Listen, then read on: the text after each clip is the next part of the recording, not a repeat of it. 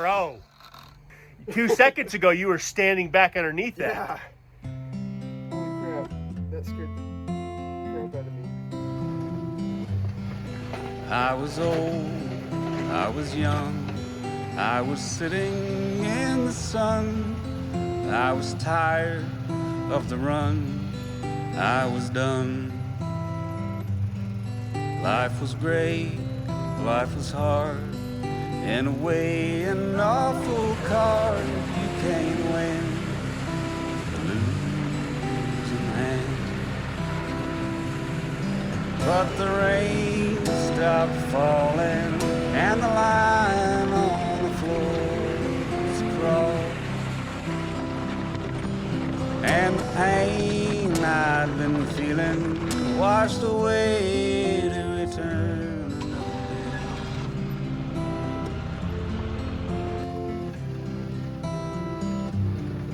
I was cold, I was bold, I had fragmented my soul into pieces contradicting themselves. Perhaps it is, as it is, how the world is the mess, means that every heart and soul needs to be whole.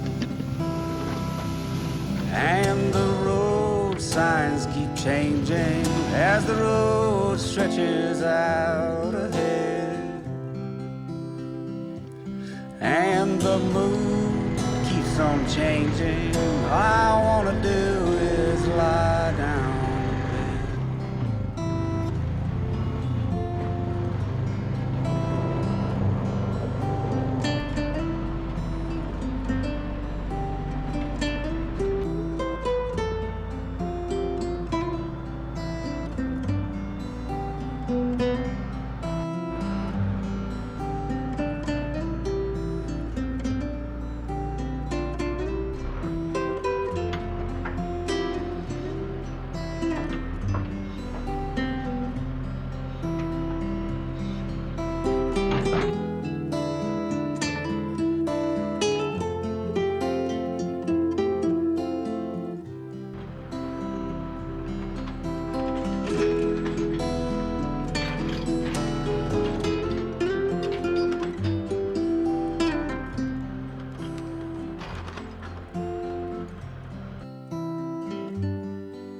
How are you? Are you blue? I can sense a sadness in you. Don't you worry, every storm passes on.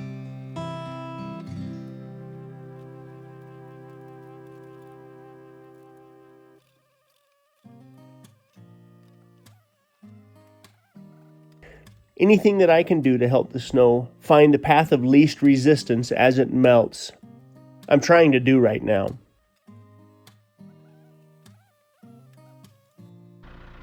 It's a muddy, slushy mess. It's warming up very fast. It's barely getting down below freezing at night. And while we're anxiously awaiting spring and summer, we prefer a slow melt.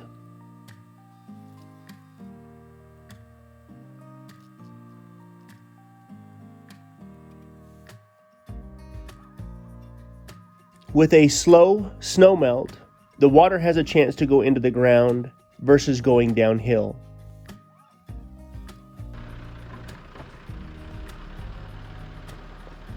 This seems to be a faster melt, but it's not the fastest melt that we've seen. But I'm afraid we're not done yet.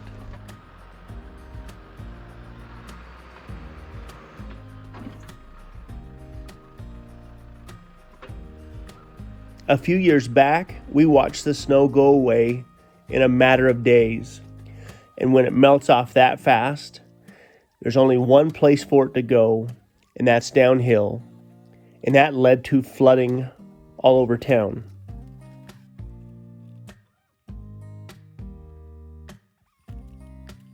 In these moments right now, I feel like we're kind of treading water.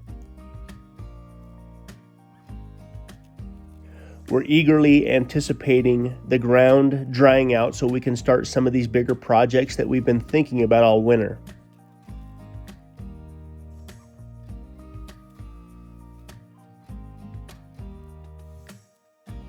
The inside of the house is nearly finished. There's a few more little things that need to get done, but I can't wait to get a jump on the outside projects.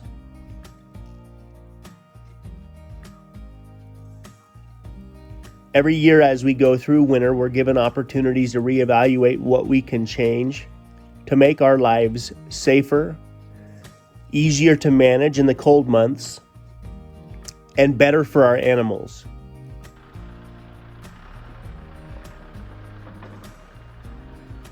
One of our plans for this year is to completely rebuild the chicken coop / goat pen / hay barn / generator closet.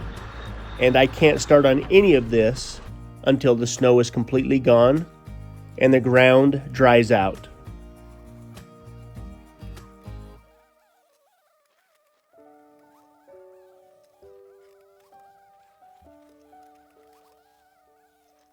I've had goats since I was a little kid.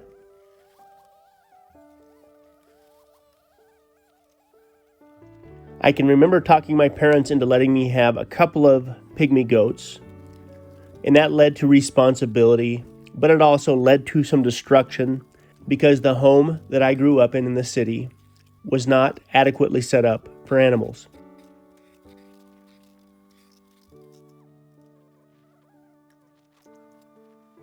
Our home here in the country is really not adequately set up for animals either. We've got plans to do lots and lots of fencing that will not only keep animals out, but allow us to move our animals around and manage these different pastures with the goats versus a lawnmower. Our dad asked us to move the solar panels so our well will work. Move it! I'm here.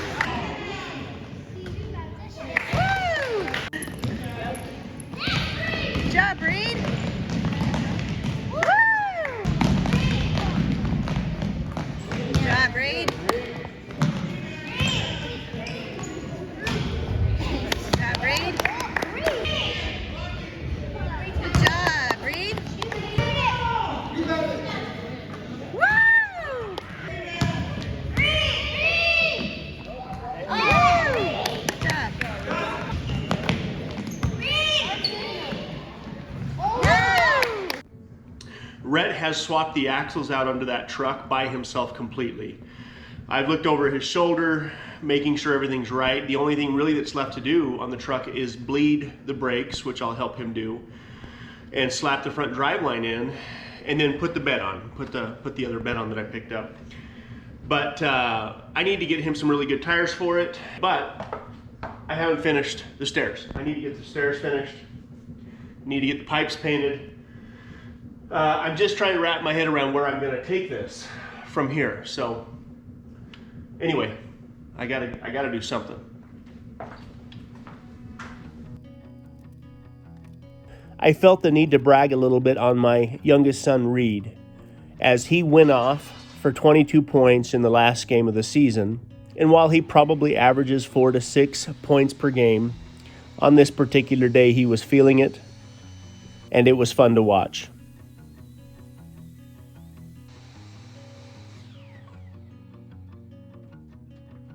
I'm going to have to work a little harder this year to make sure he always has a place to shoot baskets, because it's definitely something he's good at, and something that he enjoys.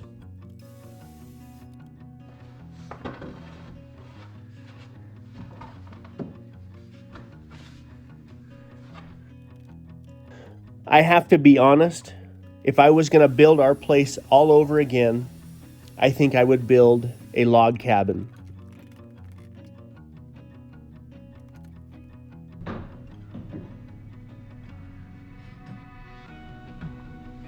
Between the drywall and the trim work, I've nearly lost my marbles a couple times, and the details aren't my strong suit.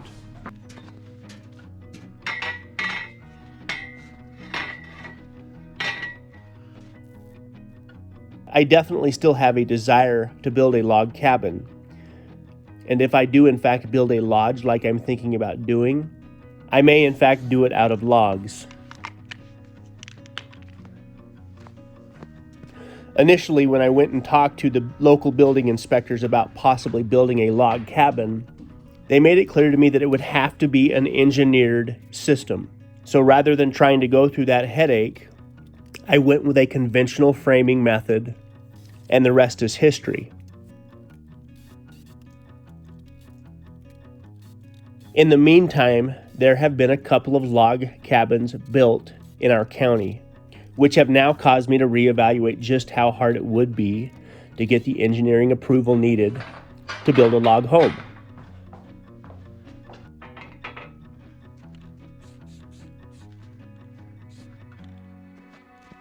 I don't know why this is something I'm bothering with at this point, because our home has turned out just fine. We love it. We couldn't be happier with it.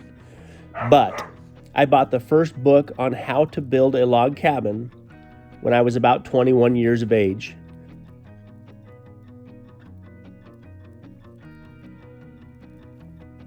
That book sat on my nightstand for probably close to 3 years, as I would occasionally thumb through it, contemplating which notches I would use in our log cabin.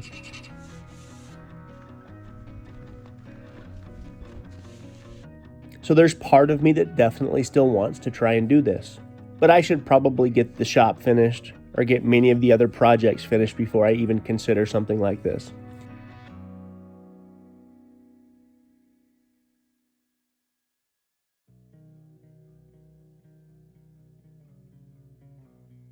I've never been totally happy with how the stairs turned out, and I feel that at some point down the road they will probably change.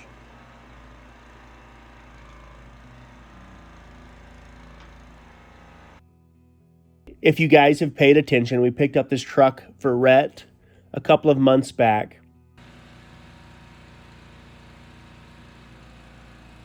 And I've helped him where he's asked for help. But he's done most of the work up to this point, swapping the axles from dual wheel axles back to a single wheel axle.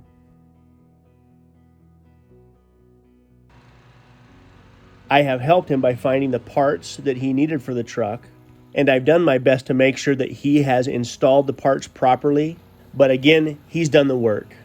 So it makes me happy to see the truck is just about ready to be put back on the road.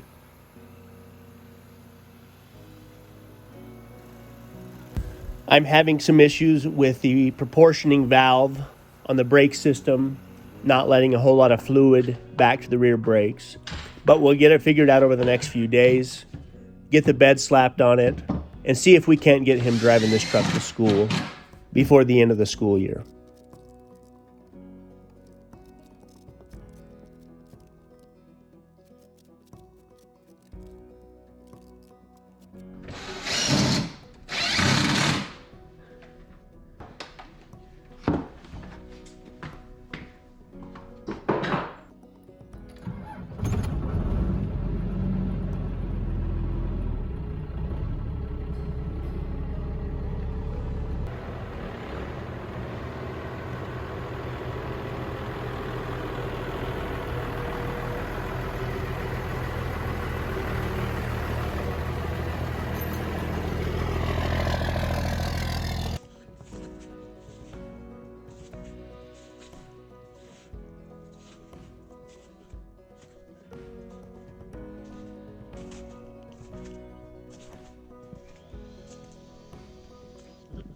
This is my 1994 Dodge. It started out as a 2500 dually. It had a flatbed on it. And me and my dad decided to make it a single rear wheel, 1-ton truck. I've been working on it for the past couple weeks, trying to get everything situated. All I have left to do now is put a bed on it and bleed the rear brakes, and it's good to go. I recently got my license last week, and so I'm ready to get this thing on the road and get it all together. Should be a fun project. Because it came with dually wheels and tires, my dad decided to get some Cooper Discovery STT Pros mud terrain tires. They should do really well in the mud. They're really aggressive, but they look nice. The person before us decided to cut the back part of the frame so that he could fit his flatbed that had a welded trailer hitch onto it.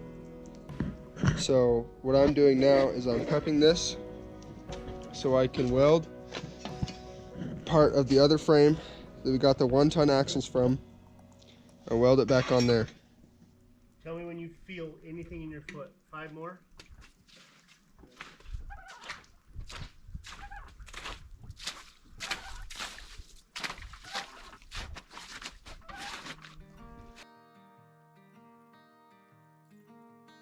It seems that nothing is ever quite as perfect as I envision it in my brain.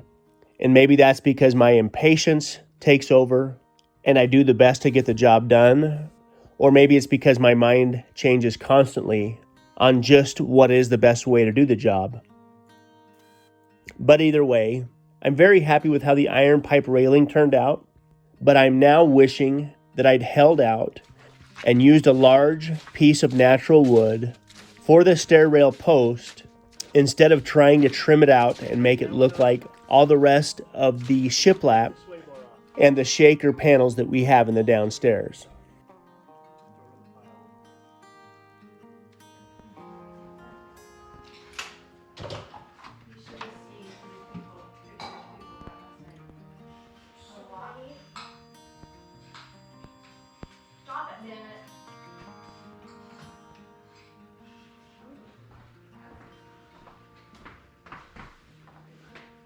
At the end of the day, I guess I would rather work with real wood than a compressed fiber board, but it is what it is.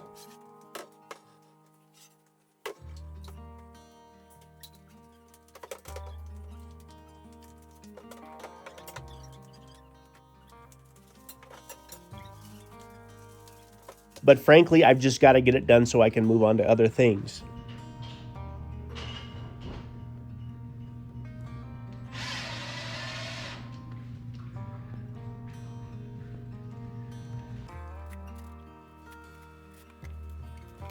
I'm sure as I go up and down the stairs every day, I will think about how I'm going to change this the next go round.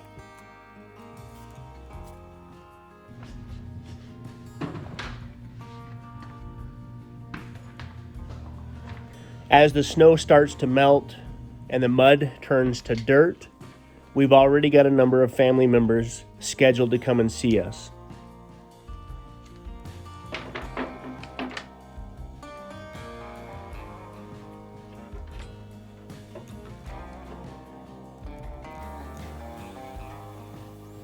My little brother, his wife and kids will show up in less than a couple of weeks.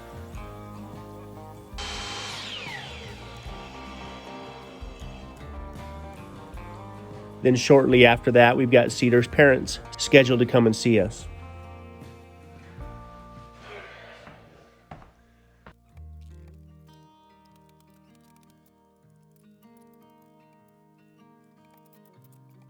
This is part of the reason I would like to build something that gives our friends and family a place to stay that is separate from the house. You want to look at this? Do you like it? I This thing's a little more thin, but a little more thin. I can cut these down. I ripped them down and make them thinner. I could do more. I can't decide what to do around this right here. So that not only their experience here is as good as it can be, but our experience with having friends and family come stay with us doesn't get old.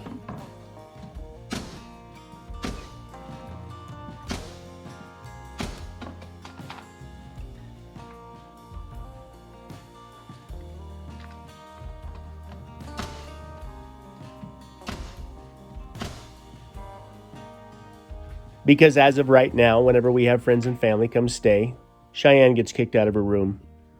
But she's okay with it.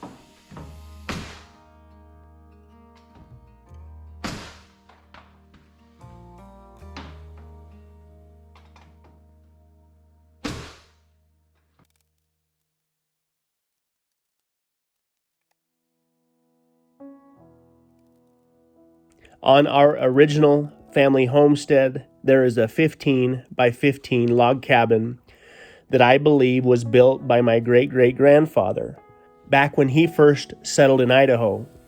And every chance I get, I go over to the original family homestead and I look that little cabin over.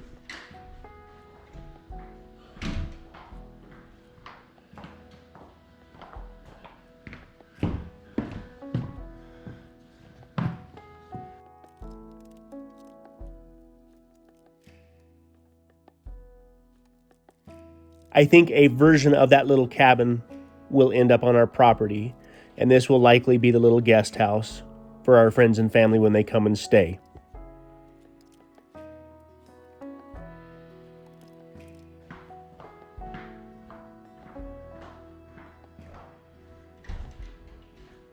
I may have to go a little bigger than 15 by 15, but so far this is the best idea I've had for a little guest house.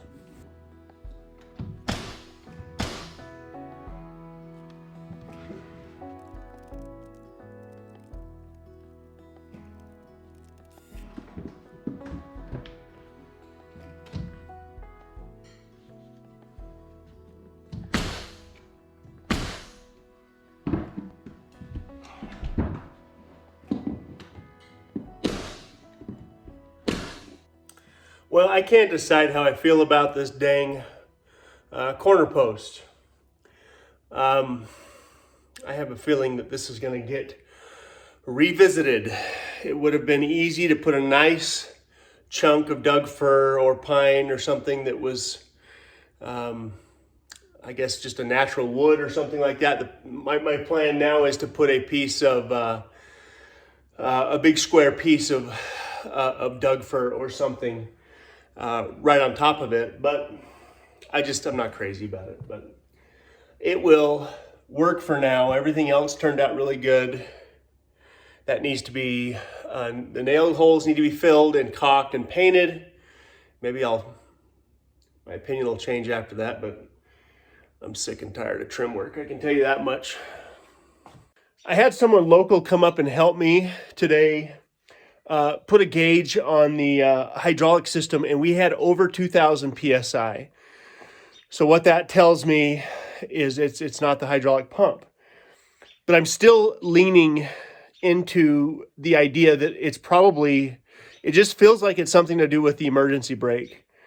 It just wouldn't release. And so before I do anything crazy, before I pull open the sides of the skid steer, I'm going to inspect the switch. You know, it's a $15 or $20, basically a two-way switch. And it would be hilarious if that's all it is. So I'm going to pull that apart right now.